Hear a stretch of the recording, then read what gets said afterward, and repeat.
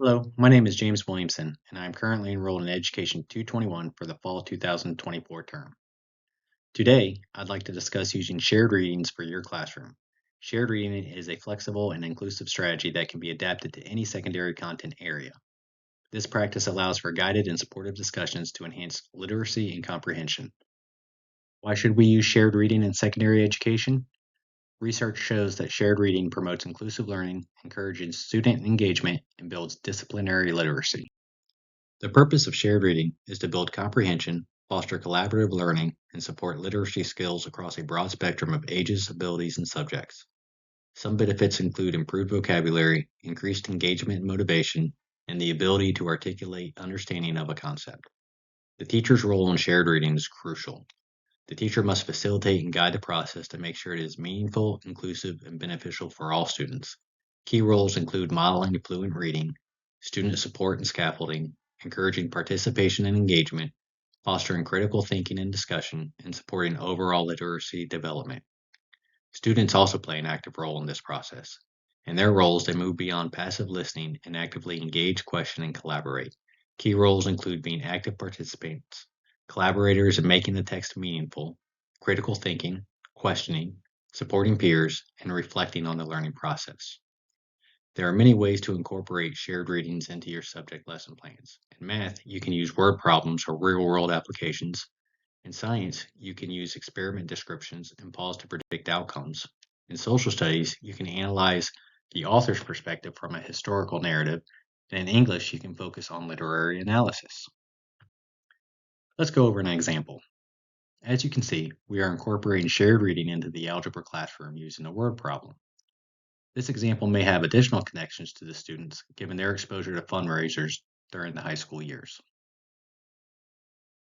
After your students have had an opportunity to read the passage, we begin the session by reading the passage out loud to our class. A school soccer team is conducting a fundraiser for their season expenses. They sell boxes of cookies for $10 a box and buckets of popcorn for $5 a bucket. The soccer team sold a total of 150 boxes and buckets combined and made $1,000 to pay for season expenses. How many boxes of cookies and buckets were sold? Through classroom discussion, we determine what the main pieces of information from this text are. 1. Cookies are $10 a box. 2. Popcorn is $5 a bucket. 3. They sold 150 items. And 4. They raised $1,000 from the sale of those items. Now, through classroom discussion, we're going to determine what the unknowns are and what we're trying to find. 1. How many boxes of cookies did they sell? And 2. How many buckets of popcorns did they sell? Next, through classroom discussion, we define the variables of the problem and assign the appropriate symbol to that definition. In this case, X is the boxes of cookies and Y is buckets of popcorn. We continue our class discussion to set up the equation given what we know and what we're trying to find out. We know that the team sold 150 items, so using our X and Y variables with known information, we construct our first equation, X plus Y equals 150. We also know that the team raised $1,000 selling those items, so again, using our X and Y variables with known information, we can construct our second equation, 10X plus 5Y equals 1,000.